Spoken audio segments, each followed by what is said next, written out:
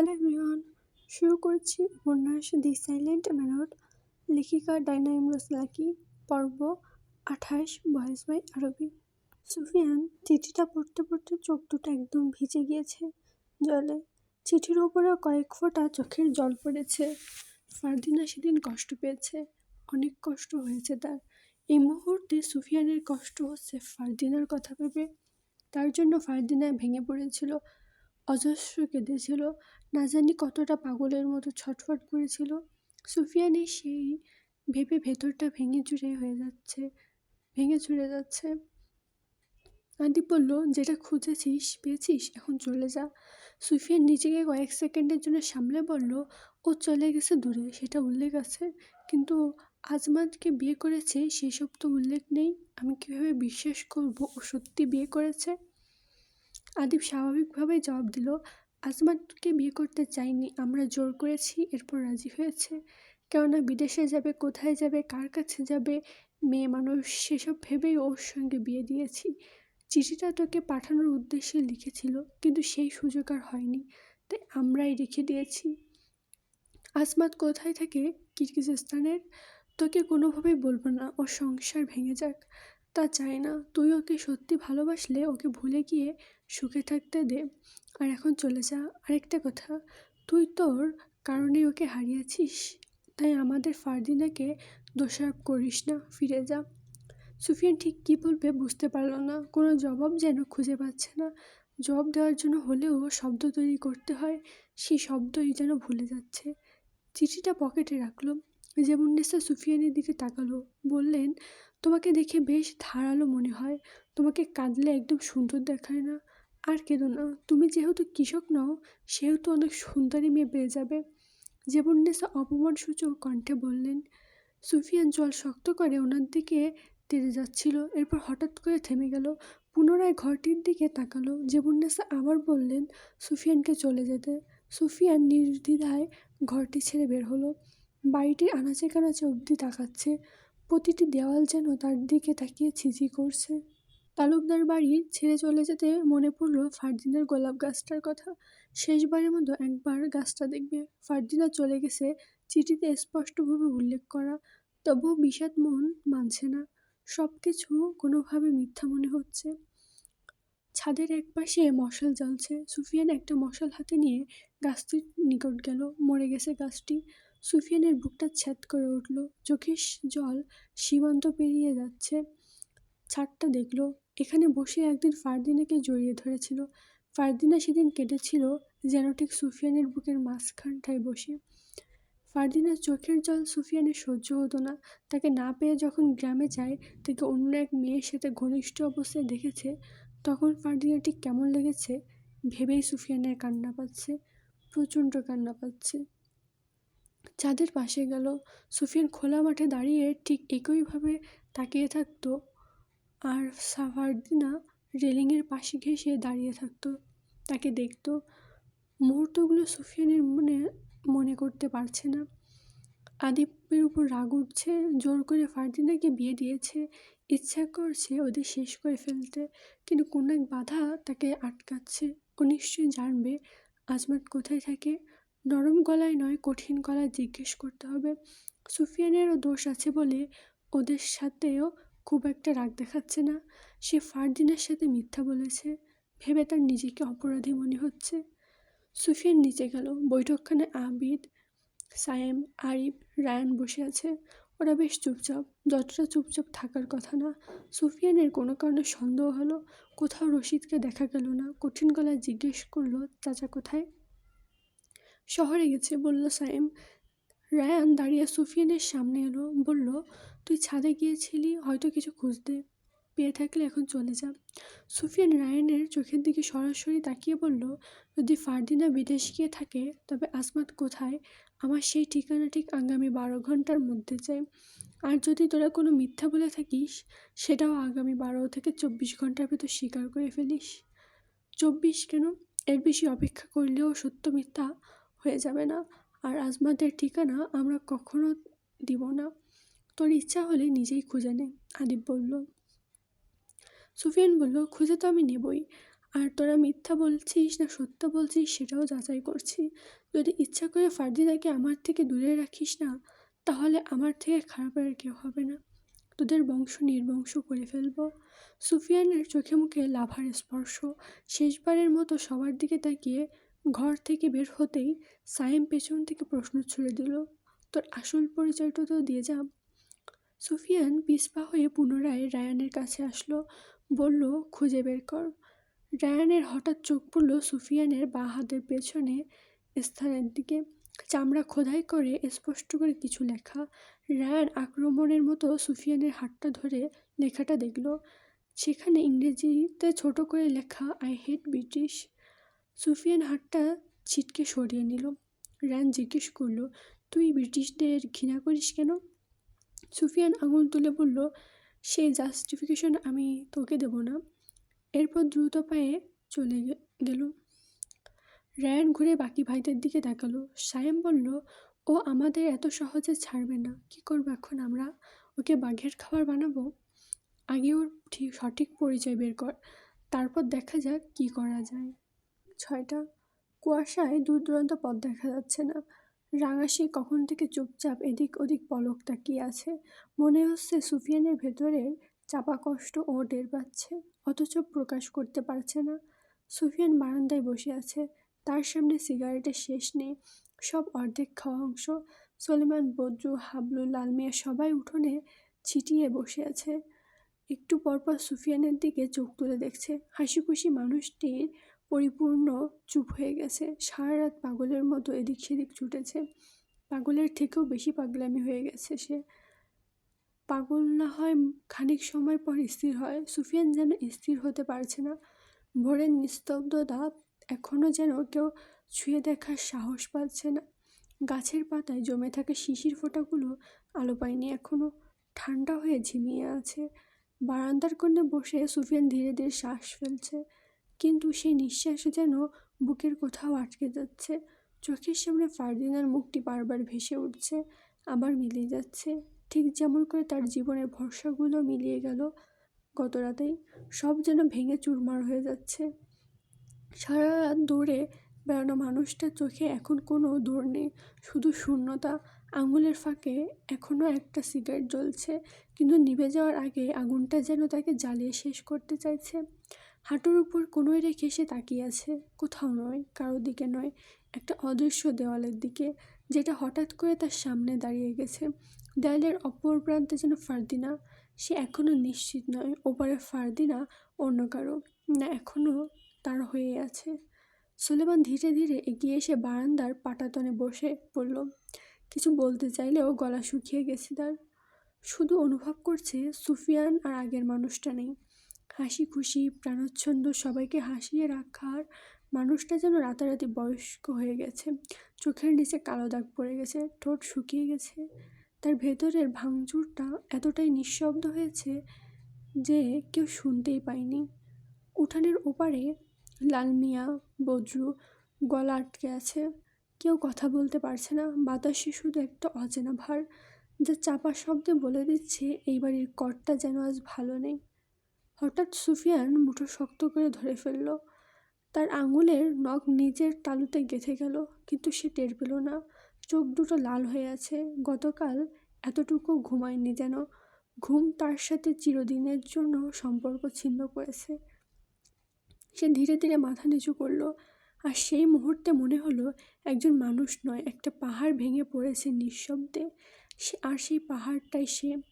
কেউ কাছে যেতে পারছে না, কারণ তার নীরবতা চারিপাশে তৈরি হয়েছে অদৃশ্য কাঁটা তারের বেড়া, যেখানে কোনো কথা পৌঁছায় না, কোনো সান্ত্বনা পৌঁছায় না। সুফিয়ান শুধু একবার চোখ তুলে তাকায় আকাশের দিকে। মেঘে রাখা ভোরের তার দিকে কোনো উত্তর ফেরত দিল না। সেই মুহূর্তে মনে হলো যেন পৃথিবীটা একেবারে থেমে গেছে, কিন্তু তার ভেতরের ঝড়টা থামছে না। একটা প্রশ্ন বারবার ঘুরপাক খাচ্ছে মস্তিষ্কের ভাঁজে, ফারদিনা কোথায়? সে সত্যি চলে গেছে অন্যের হাত ধরে? তার ভালোবাসা এতটা হালকা ছিল, যা কিনা অল্প বাতাসেই উড়ে গেল। সুফিয়ানের নাক চোখ লাল হয়ে উঠল আবারও। চোখ থেকে জল গড়িয়ে পড়ছে, হাত দিয়ে জল মুছে ফেলতে ফেলতে আবার পড়ছে। মনে হচ্ছে তার কষ্ট যেন চোখের মনি অতিক্রম করে পৌঁছে গেছে। সোলেমান বলল, আপনি আর এভাবে কান্না করবেন না। আপনার চোখে জল নয়, বরং তেজ দেখতে চাই। দরকার হয় আপনি কিরগিজস্তানে চলে যান, আমরাও যাব। ফারদিনাকে যা বলার বলবেন। সুফিয়ান ভেজা গলায় বলল, ফারদিনা যদি সত্যি বিয়ে করে থাকে, তাহলে ও আজমাদের সাথে থাকছে, একসাথে খাচ্ছে, দাচ্ছে, ঘুমাচ্ছে। আমি গেলে হয়তো ওদের দেখতে হবে চোখের সামনে আমার না হওয়া রাজকুমারী অন্য কারো হাত ধরে দাঁড়িয়ে থাকবে। সেসব আমি সহ্য করতে পারবো না। ও এখন আজমাদের সাথে আছে, সেসবই ভাবতে পারছি না। অদৃশ্য কিছু দৃশ্য ভেসে উঠছে ওদের। ইচ্ছা করছে আমি আমাকে শেষ করে দিই, নয়তো ওকে শেষ করে ফেলি। না ফারদিনাকে আমি পারবো না। না ফারদিনাকে আমি পাবো, না অন্য কাউকে পেতে দেব। এরকম বলবেন না। নিজেকে কেন শেষ করবেন? নিজেকে শেষ করার শেষ নিজেকে নিজে শেষ করার কোনো মানে হয় না। আল্লাহ যারা আল্লাহকে ভয় করে, নিজেকে নিজে কারা শেষ করে জানেন? যারা আল্লাহকে ভয় পায় না। আল্লাহকে ভয় না পেলে সে মানুষ ধ্বংস হয়ে যায়। ইহকাল পরকাল কোনো কালে শান্তি পাবে না। সুফিয়ান মৃদু শব্দে কেঁদে উঠল। বড্ড ভাঙা ভাঙা কণ্ঠে বলল, আমি এই দুনিয়াতে শান্তি পেলাম কোথায়? বাবা মাকে সে কবেই হারিয়ে নিঃস্ব হয়ে গেছি। ভেবেছিলাম এই তো জীবনের বুঝি শেষ ধাপ। আর ঠিক সেই মুহূর্তে যেন ফারদিনা এসে আমাকে বেঁচে থাকার আশা দিয়েছিল। কতটা না ভালোবাসতাম মানুষটিকে, কত স্বপ্ন ছিল ফারদিনা ঘিরে। আজ সব কিছু এভাবে শেষ হয়ে গেল। সুফিয়ানের অভিব্যক্তি রানা দেখছে, ওর চোখ থেকেও জল পড়ছে। বিষয়টা লক্ষ্য করল বদ্রু। বদ্রু কিছু খড় এনে দিল রাঙার সামনে, দিল জল। রাঙা মুখ ঘুরিয়ে নিল। বদ্রু ওর শরীরে আদর ভরা হাতে স্পর্শ করলো। রাঙা এবার করুণ কণ্ঠে যেন হেসধ্বনি তুলল। আজকের কণ্ঠে যেন শক্তি নেই। সুফিয়ান গতকাল থেকে ওর যত্ন নিচ্ছে না। রাঙা হঠাৎ চুপসে যাওয়া মুখটির দিকে তাকিয়ে সুফিয়ান বসা থেকে উঠে দাঁড়ালো, ওর দিকে এগিয়ে গেল, বেশ ঘনিষ্ঠ হয়ে ওর কাছে দাঁড়ালো। কাপা হাতে ওর শরীর স্পর্শ করতেই নেতিয়ে গেল রাঙা। সুফিয়ান খড় আর জল ওর দিকে এগিয়ে দিল। রাঙা এবার খেতে শুরু করলো গোগড়ে সে। সোলেমান বলল, দেখলেন, আপনি আপনার সাথে সাথে ওকেও দুর্বল করে ফেলেছেন। আর নিজেকে এরকমভাবে শেষ না করে যা করতে চাচ্ছেন করেন, তবুও চুপচাপ বসে থাকবেন না। সুফিয়ান এখন কি করবে ঠিক যেন বুঝে উঠতে পারছে না। কি করা উচিত তার? কিরগিজস্তানে যাওয়া উচিত, নাকি তালুকদার বাড়িতেই খোঁজ করা উচিত ফারদিনার? সেখানে বন্দি করে রেখেছে। কখনো ভাবছে তাকে বন্দি করে রাখা হয়েছে, কখনো ভাবছে দূরে চলে গেছে, কখনো ভাবছে ফারদিনাকে ওর রাক্ষসে ভাইগুলো মেরে ফেলে নিত। উত্তর মিলছে না একটিরও।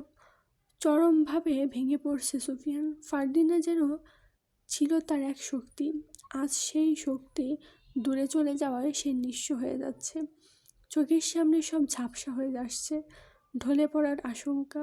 রাঙাকে শেষবারের মতো আদর করে বারান্দায় বসে। ফারদিনার কণ্ঠ ভেসে আসছে। সুফিয়ান তাকালো, তার গোলাপ বাগানের বিশাল বাগান থেকে কণ্ঠটি এসেছে। ফারদিনা সাদা রঙের একটি শাড়ি পরে দাঁড়িয়ে আছে, একটা গোলাপ ছিঁড়ে হাতে তুলে নিয়ে গন্ধ শুকছে। চোখে আনন্দ, ঠোঁটে হাসি নিয়ে তাকিয়ে আছে সুফিয়ানের দিকে। সুফিয়ান মুখে একরাশ হাসি আনলো। বিষণ্ণতা কেটে গেল মুহূর্তে। সে ধীরে পায়ে হেঁটে গোলাপ বাগানটির কাছে গেল। ফারদিনা বলল, গোলাপ ফুটেছে তো, প্রেম নিবেদন করবেন না? সুফিয়ান হঠাৎ কি ভেবে দৃষ্টি এলোমেলো করে দ্রুত কণ্ঠে বলল, তুমি এই বাগানে কেন ঢুকেছ? বেরিয়ে আসো। এই বাগান পবিত্র নয়, জলদি বেরিয়ে আসো। সলেমান সহ সবাই হাঁ করে তাকিয়ে আছে সুফিয়ানের দিকে। কি বলছে একা একা? মানুষটি সত্যি পাগল হয়ে যায়নি তো? ওরা একে অপরের সাথে চাওয়াচাই করলো। সলেমান সুফিয়ানের দিকে এগিয়ে গেল, গোলাপ বাগানের দিকে যাইল। কিছুই দেখা যাচ্ছে না গোলাপ ব্যতীত। গোলাপ বাগান অপবিত্র মানেও বুঝল না। বোঝার চেষ্টা করতে সুফিয়ানকে বলল, আপনি কার সাথে কথা বললেন? সুফিয়ান সোলেমানকে ফারদিনাকে দেখাতে চাইলে ফারদিনা যেন হাওয়ায় মিলিয়ে গেল। সুফিয়ান পাগলের মতো চারিদিকে তাকালো। ফারদিনা ফারদিনা বলে চেঁচাতে লাগলো, কিন্তু আফসোস, ফারদিনার কোনো সাড়া পেল না। সুলেমান সাহস করে সুফিয়ানের গায়ে হাত রেখে বলল, কেউ নেই, এভাবে ভেঙে পড়বেন না। অতিরিক্ত ভাবছেন তাকে নিয়ে, তাই ভুল দেখেছেন, হ্যালুসিনেশন হচ্ছে। সুফিয়ান বুঝতে পারল। আবার গিয়ে বসলো বারান্দায়, সিগারেট বের করলো। ম্যাচ ধরতে পারছে না ঠিকমতো, হাত কাঁপার জন্য নিভে গেছে কয়েকটা ম্যাচ। শেষবার সফল হলো। রোদ উঠেছে, সূর্য সবেই মাত্র তাপমাত্রা ছড়িয়ে দিচ্ছে প্রকৃতির মাঝে। শীতের সময় এখন শেষের দিকে, ফুরিয়ে যাচ্ছে শৈত্যপ্রবাহর খেলা। শীতের কুয়াশামাখা দিনগুলো সুফিয়ানের খুব মনে পড়ে, খুব করে মনে পড়বে। ফারদিনের সাথে শীতের রাতে লুকিয়ে লুকিয়ে দেখা করা, তাকে বাঁশির সুর শোনানো, ইচ্ছে করে সুফিয়ানকে রাগানো, বায়না ধরে তার ঘরে থেকে যাওয়ার, অভিমান করে চলে যাওয়া মনে পড়বে। প্রতি মুহূর্তে মনে পড়ছে। স্মৃতিগুলো তার শিরায় উপশিরায় গেঁথে আছে, হৃদয়ের আষ্টে পিষ্টে জড়িয়ে আছে। কীভাবে ভুলে যাবে সে? ধান ক্ষেতের পাশে বসে আছে সুফিয়ান। ক্ষেতে বীজ রোপণ করার দিন ফারদিনা দূর থেকে দেখছিল। আজমাতের সাথে দাঁড়িয়ে দাঁড়িয়ে কথা বলছে। সুফিয়ান তখন জল চাইলে ফারদিনা সবার চক্ষু আড়ালে জল নিয়ে এসেছিল তার কাছে। সেদিকে তাকাচ্ছে শুধু ফারদিনার স্মৃতি, যেদিকে তাকাচ্ছে শুধু ফারদিনার স্মৃতি। চোখের পাতা খানিকটা ফুলে উঠেছে। পুরুষ কাঁদে না, কাঁদলেও কেউ দেখে না, কিন্তু আজ যে সুফিয়ানকে দেখবে সে নিশ্চিত হবে পুরুষরা কাঁদে। সোলেমান ওরা তখন চলে গিয়েছিল। বাজার থেকে টুকিটাকি কিছু খাবার কিনে এনেছে, শুকনো রুটি, কলা। ওরাও গতকাল থেকে না খেয়ে আছে। সুফিয়ানও, তার চোখ মুখ ভেঙে ঝুলে পড়েছে যেন। সোলেমান তার পাশে বসলো, হাবলু এক পাশে। বদরু তার ঘরের দিকে গেল জল আনতে। মিনিট দুয়েক পর একটা মাটির পাত্রে জল নিয়ে হাজির হলো। সুফিয়ানের দিকে রুটি আর একটা কলা এগিয়ে দিয়ে বলল, খেয়ে নেন, কিছু খাননি? কিনে নেই, না খেলে মরে যাবেন, একটু রসিকতার ছাপ নিয়ে বলল লালমিয়া। সুফিয়ান মৃদু হাসির সাথে বলল, মরে গেছি অনেক আগে, এখন শুধু দেহটাই পড়ে আছে। আপনি না আমাদের ভরসাস্থল, সৎ কাজের উৎসাহ করেছিলেন, সঠিক পথ দেখিয়েছিলেন, আর সততা আর বাস্তবতা থেকে দূরে সরে যাচ্ছেন? সোলেমান বলল। সুফিয়ান কিছু না বলে তাকালো দূরে। ক্ষেত ছাড়িয়েছে, সেখানে সাদা শাড়ি পরে কেউ দৌড়চ্ছে খুব আনন্দে, হাতে গোলাপ ফুল। ফারদিন আসে। সুফিয়ান ভুল দেখেছে, চোখের পাতা ফেলে সরিয়ে ফেলল দৃষ্টি। বারবার কেন ফারদিনকে সাদা শাড়ি পরে দেখছে বুঝতে পারছে না। বুকটা বারবার ভার হয়ে যাচ্ছে, এই বুঝি নিঃশ্বাসটা আটকে যাবে। সোলেমান তাকে খাওয়াতে ব্যর্থ হলো। অনেকবার চেষ্টা চালিয়ে বলল, না খেলে নিস্তেজ হয়ে যাবেন। তখন ফারদিনাকে খুঁজে বের করবেন কীভাবে? ফারদিনাকে খুঁজে বের করার কথা শুনে ঘুরে তাকালো ওর দিকে, বলল, তার মানে ফারদিনা লুকিয়ে আছে, নয়তো বন্দি করে রেখেছে ওরা। তোরা এটাই ভাবছিস? হতেও পারে। সোলেমান নিশ্চিত না হলেও সুফিয়ানকে বোঝাতে চাইল। প্রসঙ্গ পাল্টে বলল, জানেন আজ কি ঘটেছে? চৌরঙ্গি হাটবাজারের পাশে একটা লাশ মিলেছে। লোকটি সাধারণ যুবক, তবে দেখে মনে হচ্ছে ওকে কেউ টেনে হিঁচড়ে কোথাও নিচ্ছিল। নিতে নিতে বোধহয় মারা গেছে। পাশ থেকে লালমিয়া বলল, আমার তো মনে হয় অশ্বের সাথে বেঁধে এরপর টেনে টেনে নিচ্ছিল, পরেই মারা যায়। সোলেমান আবার বলল, অদ্ভুত মৃত্যু, এরকম মৃত্যু আমি আর দেখিনি। থেমে দীর্ঘশ্বাস ফেলে আবার বলল, বাজারটি আগের মতো নয়, কত মানুষের হই উল্লাস ছিল আগে, মানুষের কোলাহলের শব্দে ঢোকা যেত না, আজ তা শুধু নীরব, ঠিক যেন জমিদার বাড়ির মতো আজ নীরব হয়ে গেছে। জমিদার বাড়ি বলে লোক এক সময় মাথায় তুলে রাখতো যেন। দিন শেষে কত মানুষের আনাগোনা দেখা যেত, আজ আর সেই আনাগোনা নেই, বলল লালমিয়া, মুখের অভিব্যক্তিতে এক আকাশ পরিমাণ শীতলতা। তুই ঠিক বলছিস, আমিও লক্ষ্য করেছি বিষয়টি। চৌরঙ্গি হাটে যেতেই তো তালুকদার বাড়ি, আজও খেয়াল করেছি কেমন এক নির্জন নিরাহিকা পরিবেশ সৃষ্টি হয়েছে, মনে হচ্ছে বাড়িটিতে কেউই থাকে না, বলল বদরু। ওর চোখে জল নেমে এসেছে। আগামী 12 থেকে 24 ঘন্টা সুফিয়ান সময় দিয়েছে আদিবদের। এই সময়ের মধ্যে সে নিজেও আশেপাশের সমস্ত জায়গায় খোঁজ নেবে। মরুভূমির পথে দূর দেশের উদ্দেশ্যে কেউ পাড়ি জমিয়েছে কিনা, কিন্তু তার মনটা কোনো কারণে সায় দিচ্ছে না দূরে দূরে যেতে। ফারদিনা তার আশেপাশেই আছে এমনটা মনে হচ্ছে, অথচ এর কোনো সঠিক প্রমাণ নেই। প্রমাণ যা তা থেকে বোঝা যাচ্ছে ফারদিনা তার উপর অভিমান করে দূরে চলে গেছে। ঠিকই তো, যাওয়ারই কথা। আজ সে যদি ফারদিনাকে নিজের চোখের সামনে অন্য কাউকে বিয়ে করতে দেখত, তখন সে ঠিক কী করতো? প্রশ্নটা নিজের দিকে ছুড়ে দিল, কিন্তু জবাব মিলল না। সুলেমান সুফিয়ানের ধ্যান কেড়ে নিয়ে বলল, জানেন, কিছুদিন আগে মেলা থেকেই বেশ অনেক বাচ্চাদের গায়েব করে নেওয়া হয়েছে। দারোগা খোঁজ নিয়ে জানতে পারে ওদের পরিবারকে পরে আর খুঁজে পাওয়া যায়নি। অদ্ভুত না? সুফিয়ান ছোট্ট শব্দে বলল, বাকি আর কিছু বলার মতো শক্তি নেই যেন এই মুহূর্তে। আচ্ছা, কোথাও এমনটা নয় তো গ্রাম মানবশূন্য যেভাবে হচ্ছে ঠিক সেইভাবে ফারদিনাও গায়েব হয়ে গেছে? সুলেমান প্রশ্নটা কাকে করলো ঠিক বুঝে উঠতে পারল না। সুফিয়ান তাৎক্ষণিক বড় বড় চোখের চাহনিতে ওদের দিকে তাকালো, বলল, কি বলছিস? তাহলে ওর ভাইয়েরা সত্যটা লুকাবে কেন? আর ফারদিনার চিঠিতে তো স্পষ্ট লিখে গেছে সে আমাকে ছেড়ে চলে গেছে। আমাকে ওর শেষ যে অবস্থায় দেখেছে সেটাও উল্লেখ করা। আমার কোথাও একটা গরমিল মনে হচ্ছে, বলল সুলেমান, হাতে একটা কলা। লালমিয়া বলল, চিঠিটা সেই লিখেছে তো? সুফিয়ান বেশ কিছুক্ষণ চুপচাপ ভেবে জবাব দিল, কিছু অনাকাঙ্ক্ষিত ঘটনা শুধু ফারদিনার সাথে ঘটেছে, কিছু অনাকাঙ্ক্ষিত মুহূর্ত। ফারদিনা ব্যতীত সেসব অন্য কারোর জানার কথা নয়। অস্বাভাবিক মুহূর্ত বলতে? প্রশ্নটা করে হাবলু সুফিয়ানের সামনে গিয়ে ঘাসের উপর লুটিয়ে বসে। সুফিয়ান জবাব দিল না।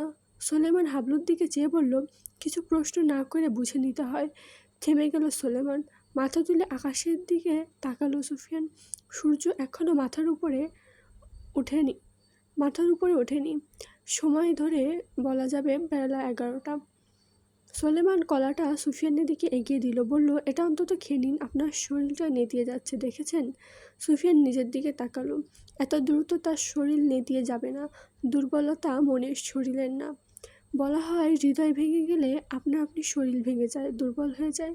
বলল, এত সহজে আমি ভেঙে পড়ছি না। হয়তো হৃদয়টা ধীরে ধীরে ভেঙে যাচ্ছে। জোড়া লাগানোর চেষ্টাও আপাতত করছি না। যতদিন না ফারদিনাকে খুঁজে পাচ্ছি, ততদিন পর্যন্ত অন্য মুখে তুলব না। তার মানে আপনি অনিশ্চিত ফারদিনাকে আটকে রাখা হয়েছে? নয়, কোনো একটা গরমিল নিশ্চয় আছে, বলল সুলেমান। সুফিয়ান ভ্রু কুঞ্চিত করে ফেলল। বারে বারে একই কথা কেন বলে ফেলছে নিজেও আন্দাজ করতে পারছে না। সিন্ধুতলি গ্রামে থাকাকালীন এক রাতে ফারদিনাকে ভাবতে ভাবতে ঘুমিয়ে পড়েছিল। সেই রাতে শেষ প্রহরের দিকে একটা দুঃস্বপ্ন দেখেছিল। সে ফারদিনাকে বিয়ের জন্য তালুকদার বাড়িতে পৌঁছেছে, অপেক্ষা করছে কখন ফারদিনা বউ সাজা নিচে নামবে। সে অনেক আগ্রহ নিয়ে তাকে বউ সাজা দেখার জন্য বসে আছে। ঠিক সেই মুহূর্তে হঠাৎ করে পাল্টে যায় ঠিক সেই সুন্দর মুহূর্তটা হঠাৎ করে পাল্টে যায়। ফারদিনা তার সামনে উপস্থিত হয়েছিল ঠিকই, কিন্তু সাদা রঙের শাড়ি পরে। স্বপ্নের কথা মনে করতে পারল না, ভয় হচ্ছে মনে। কী যে কী হবে আশঙ্কা বাড়ছে। তার মা মৃত্যুর আগে একটা কথা বলে গিয়েছিল, যখন যাই হবে সর্বদা আল্লাহর প্রতি সুধারণা রাখবে। আজ সুফিয়ান সুধারণা রেখেও যেন রাখতে পারছে না। সব কিছু ঠিকঠাক নেই। লালমিয়া এদিক ওদিক দেখতেই চোখে পড়ে সুফিয়ানের গোলাপ বাগানটির দিকে। ঘুরে সুফিয়ানের দিকে তাকিয়ে বলল, তখন আপনি বলছিলেন আপনার গোলাপ বাগান অপবিত্র। গোলাপ বাগান অপবিত্র মানে কি? সুফিয়ান বলল, এমনি বলেছিলাম। বলেছিলেন বোধ হয়, ভুলে বলে ফেলেছি। বলে পকেট থেকে ফারদিনা চিঠি বের করলো। চিঠিতে যে ফারদিনার মুখটা ভেসে উঠছে, পড়ল না, পকেটে রেখে দিল। আবার বের হলো, মনে হলো কিছু একটা চোখে পড়েও পড়েনি যেন। শুরু থেকে আবার বের করলো, মনে হলো কিছু একটা চোখে পড়েও যেন পড়েনি। শুরু থেকে চিঠির লেখাগুলো আবার দেখল। সুলেমান বলল, কি দেখছেন? সুফিয়ান ভার গলায় বলল, চিঠির প্রথম লেখাগুলো একজনের, নিশ্চয়ই ফারদিনার। শেষের 2 লাইন অন্য কারো, আমি নিশ্চিত। কি বলছেন সত্য? ওরা সবাই একসঙ্গে প্রশ্ন করলো, সাথে নড়ে চড়ে উঠল। হ্যাঁ, আমি অশিক্ষিত নই, এতটুকু বোঝার ক্ষমতা আমার আছে। এর মানে ওরা আমার সাথে চালাকি করেছে। নিশ্চয়ই ফারদিনাকে কোথাও লুকিয়ে রেখেছে ওরা। সুফিয়ানের কথা শুনে ওরা কিছু বলতে পারল না। কিছু বলার আগে পেছন থেকে ভেসে আসলো মজিদ মিয়ার হাসির শব্দ। লাঠিতে ভর দিয়ে কালো চাদর পেঁচিয়ে দাঁড়িয়েছে, অদ্ভুতভাবে হাসছে। বারবার বলছে, বাপ বাপকেও ছাড়ে না, বাপ বাপকেও ছাড়ে না। ও পাগল চাচা, ও পাগল চাচা, আপনি কোন পাপের কথা বলছেন? জিজ্ঞেস করলো সলেমান।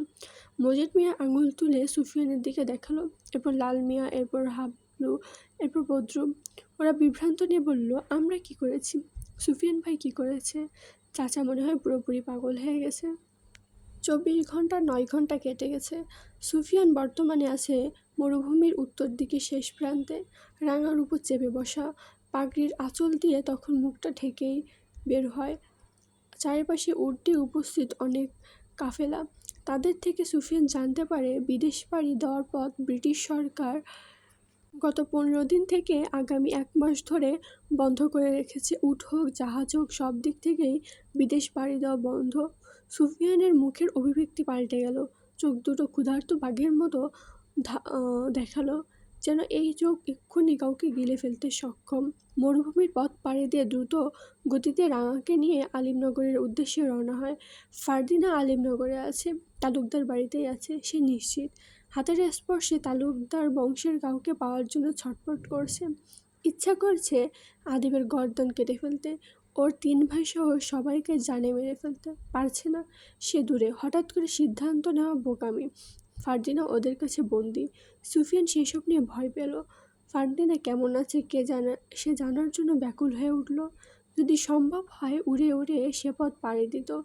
মানুষ কেন উড়ার মতো, পাখির মতো উঠতে পারে না? মানুষ সৃষ্টির সেরা জীব। এরপরও সুফিয়ান যেন খানিকক্ষণের জন্য নিজেকে বোকার মতো প্রশ্ন করে ফেলল। দিন ফুরিয়ে যাচ্ছে, ফুরিয়ে ফুরিয়েও ফুরাচ্ছে না। এখন বাজে বিকেল ঠিক 3টা। সুফিয়ান ঘন্টা দুয়েকের মধ্যে পৌঁছে গেছে আলিমনগর। সীমান্ত পেরিয়ে দেখতে পেয়েছে সলেমান, লালমিয়া, বদরু, হাবলুকে। ওরা তার জন্য অপেক্ষা করছে। আজ ওরা সবাই একসঙ্গে সাদা লুঙ্গি, সাথে সাদা ফতুয়া পরেছে, পরিপাটি দেখাচ্ছে ওদের। সুফিয়ান ফিরে রাঙাকে খেতে দিয়েছে। রাঙা যেন দীর্ঘ পথ পাড়ি দিয়ে হাঁপিয়ে গিয়েছে, খিদেও পেয়েছে বলে সুফিয়ান খাবার দিল সাথে 1 বালতি জল। হাতে তুলে নিল সিগারেট ফুঁকতে ফুঁকতে পায়চারি করতে করতে বলল, আদিপ আমার সাথে বেইমানি করলো। ফারদিনা ওদের কাছেই আছে, তাই মিথ্যা কেন বলেছে? শুয়োরের বাচ্চাকে আমি শেষ করে ফেলবো। মুখের মধুর মতো শব্দ সুফিয়ানের। তার মুখে হঠাৎ নিকৃষ্ট ভাষার গালি শুনে ওরা আশ্চর্য হলো। একে অপরের সাথে চাওয়াচাই করলো। সলেমান লুঙ্গিটা ভাঁজ করতে করতে বলল, ধান কাটার জন্য হাতে কাঁচি নিতে পারি ঠিকই, কিন্তু আপনি বললে ওদের 4 ভাইয়ের গর্দান আলাদা করে ফেলি। সলেমানের তেজ দেখে সুফিয়ান তাকালো ওর দিকে। ঠোঁটে অদ্ভুত রহস্যময় তৃপ্তির হাসি এনে বলল, আজ আমার মনে হচ্ছে আমার বোধহয় আপন বলতে কেউ আছে। নিজেকে একা ভাববেন না, আমরা আছি আপনার সাথে। আপনার যে কোনো বিপদে আমরা ঢাল হয়ে দাঁড়াবো। দরকার হয় নিজের জীবন উৎসর্গ করব। সুফিয়ান শুধু শক্ত চোখে ওর দিকে তাকিয়ে রইল। বাকিরা একে অপরের সাথে চাওয়াচাই করল। সলেমান সুফিয়ানের দিকে এগিয়ে গেল। সুফিয়ানকে বলল, আপনার হাতটা বাড়ান। সুফিয়ান বলিষ্ঠ হাতটি বাড়িয়ে দিল। সুলেমান হাতে হাত রেখে বলল, আমি আছি আপনার সাথে। থেমে ওদের 3জনের দিকে তাকালো। ওরা সেকেন্ড কয়েক চুপ থেকে একই সাথে হাতে হাত রাখলো। বলল, আমরাও আছি। শুধু সলেমানকে সঠিক পথে আনেননি, বরং আমাদেরও এনেছেন। সুফিয়ানের বাড়ির মূল ফটকের সামনে দাঁড়িয়ে আছে মজিদ মিয়া। ওরা সবাই ঘুরে তাকালো মজিদ মিয়ার দিকে। মজিদ মিয়া কেমন তরতাজা যুবকের মতো হাবভাব করে যেন দাঁড়িয়ে তাদের দিকে দেখছে। তার চোখে এক ঝলক আগুনের ছায়া। সলেমান চেঁচিয়ে বলল, ও পাগল চাচা, হঠাৎ যুবকের মতো তরতাজা হয়ে উঠলেন যে? মজিদ মিয়া তীক্ষ্ণ ভারী কণ্ঠে বলল, আমি পাগল নই। থেমে সুফিয়ানের দিকে তাকিয়ে আবার বলল, সুফিয়ান, আজ সময় এসেছে, তোমাকে হাইনাগুলোকে শেষ করতে হবে। অপেক্ষা করো না, যাও দ্রুত। সলেমান ওরা দ্বিতীয়বারের মতো আশ্চর্য হলো, ভীষণ রকম অবাক হলো। সুফিয়ানের দিকে তাকিয়ে সলেমান বলল, আপনি সেই সাধারণ কৃষক নন, আপনি রাখাল বাসিওয়ালা নন, আপনি সাধারণ কেউ নন। কিন্তু আসলে আপনি কে? সুফিয়ান বলল, সব জানতে পারবে। গতরাতে আপনার কোট কেউ খুলে নিয়েছিল। তার পরনে সাদা পোশাক ছিল। আবছা অন্ধকারে এতটুকু দেখেছিলাম। কে ছিল সে? মজিদ মিয়ার কানে প্রশ্ন পৌঁছায়েছে। সে খটখট করে দাঁত বের করে হেসে উঠল। আজ আর সে পাগলের মতো আচরণ করছে না। সুফিয়ান অবাক হলো না। সেও মজিদ মিয়ার দিকে তাকিয়ে মৃদু হাসল। তবে এই হাসির মাঝে লুকিয়ে আছে কিছু, যা ওরা কেউ ধরতে পারল না। সুফিয়ান হাঁপ ছেড়ে বলল, তালুকদার বাড়িতে যাব। আজ ওদের সাথে শেষ বোঝাপড়া হয়ে যাবে। হয় মেরে আসবো, আর না হয় মরে আসবো, তবে শেষবার ফারদিনাকে দেখবই। চোখে রক্ত ভেসে উঠল সুফিয়ানের। সোলেমান ওরা বলল, চলুন, আমরাও আছি সাথে। তাৎক্ষণিক মুহূর্ত এক অশ্বধারী হাজির হয়, সাদা রঙের অশ্বব। তীর্যক আওয়াজে অশ্ববটি হেঁসধ্বনি তুলল। সুফিয়ান ঘুরে তাকালো, সঙ্গে তারাও তাকালো। অশ্ববের পিঠে বসা একজন ভিনদেশি নাগরিক, সাদা প্যান্ট, সাদা শার্ট, এর সাথে লাল কোট, মাথায় টুপি। সুফিয়ান ওনার দিকে এগিয়ে গেল, তবে মনে হলো সে বিরক্ত হয়েছে লোকটিকে দেখে। সোলেমান ওরা কানে কানে বলল, মনে হচ্ছে লোকটি ব্রিটিশ বাহিনীর মধ্যে কেউ, কিন্তু ওনার সাথে সুফিয়ানের কি সম্পর্ক? ওরা কেউ কিছু বুঝতে পারল না। অশ্ববে বসা ব্রিটিশ ব্যক্তিটি একটি খাম এগিয়ে দিল সুফিয়ানের দিকে, এরপর উনি চলে যান। সুফিয়ান ব্রিটিশ ব্যক্তির যাওয়ার পানে তাকিয়ে ছিল কিছুক্ষণ, এরপর খামটি খুলল। ইংরেজিতে কিছু লেখা। সোলেমান কাছে এসে উকি দিয়ে দেখলেও কিছু বুঝতে পারল না। সুফিয়ান লেখাটুকু পরে মুহূর্তে স্তব্ধ হয়ে গেল, চোখের পাতা হালকা কাঁপুনি মুহূর্তের অভিব্যক্তি পরিবর্তন করে ফেলল। এদের জন্য আজ আমি যেন সমুদ্রের মাঝখানে, কিনারা আমার হাতের থেকে অনেক দূরে, ছাড়বো না কাউকে। কি হয়েছে? সোলেমান জিজ্ঞেস করলো। আমার একটা গুরুত্বপূর্ণ কাজে যেতে হবে। আমরা যাব কি আপনার সাথে? বড্ড জিজ্ঞেস করলো। না, আমি ফিরে আসব, এরপর এখানে দেখা হবে। মজিদ মিয়া কিছুটা দূর থেকে দেখছে তাদের। সুফিয়ান ঘরে ঢুকে কোমরের ভাঁজে কিছু একটা গুজে নিল। সোলেমান দূর থেকে খেয়াল করলেও স্পষ্ট হলো না। এরপর সুফিয়ান রাঙাকে নিয়ে বেরিয়ে যায় কোথাও, কিন্তু এই যাওয়া মোটেও সহজভাবে নিল না ওরা চারজন। বলল সোলেমান, চল আমরাও পেছন পেছন যাই, কোথায় যাচ্ছে দেখা দরকার। তালুকদার বাড়ি থেকে এই মুহূর্তে তার কি এমন জরুরি কাজ? চল, যদি তার কোনো ক্ষতি হয়, বলল লাল মিয়া। তারাও অনুসরণ শুরু করলো সুফিয়ানকে। মজিদ মিয়া কিছু বলল না। সুফিয়ান তালুকদার বাড়ি ছেড়ে যেতেই সামনে পড়ল কুদ্দুস। ওকে বেশ হতাশায় নিমজ্জিত দেখালো। সুফিয়ান রাঙাকে দাঁড় করিয়ে দিল, নিচে নেমে দাঁড়ালো। কুদ্দুসের সামনে দাঁড়িয়ে জিজ্ঞেস করলো, তুই কোথায় ছিলিস? রশিদ চাচা কই? ফারদিনা কোথায়? কুদ্দুস সুফিয়ানের হাত ধরে কেঁদে বলল, সর্দার শহরে গেছে, আপনি ফারদিনাকে বাঁচান। ওই রাক্ষসগুলো তাকে বন্দি করে রেখেছে। আপনার সম্বন্ধে সব কিছু জেনে গেছে। আপনি যত দ্রুত সম্ভব ফারদিনার কাছে যান, ওনাকে বাঁচান। সুফিয়ানের চোখে মুহূর্তে জল চলে আসলো। ফারদিনার ওপর ওর ভাইগুলো নিশ্চয়ই অত্যাচার করেছে। সুফিয়ান কুদ্দুসকে কাঁপা কাঁপা গলায় বলল, কোথায় আছে ফারদিনা? গোপন একটি বন্দিশালায়। যে বন্দিশালার হদিশ কেউ সহজে পায় না, আমি পেয়েছি, চলুন আমার সাথে। সুফিয়ান কয়েক মুহূর্তের জন্য থ হয়ে দাঁড়ালো। ঘুরে একবার সোলেমান ওদের দিকে দেখলো। ওরা তার পিছু পিছু আসছিল বুঝতে পেরেছে। কিছু না বলে পকেট থেকে ব্রিটিশ বাহিনীর চিঠিটা বের করলো, কিছু ভাবলো, এরপর পুনরায় পকেটে রেখে দিল। এখন তার মূল উদ্দেশ্য ফারদিনা, অন্য কিছু ভাবতে পারল না। ফারদিনা বন্দি, যে করে হোক তাকে উদ্ধার করতে হবে ভেবে কুদ্দুসের সাথে তালুকদার বাড়ির উদ্দেশ্যে রওনা হলো। এভরিওয়ান, আজ এই পর্যন্তই। পরবর্তী পার্ট নিয়ে আসবো খুব দ্রুত। এতক্ষণ ধৈর্য ধরে শোনার জন্য ধন্যবাদ।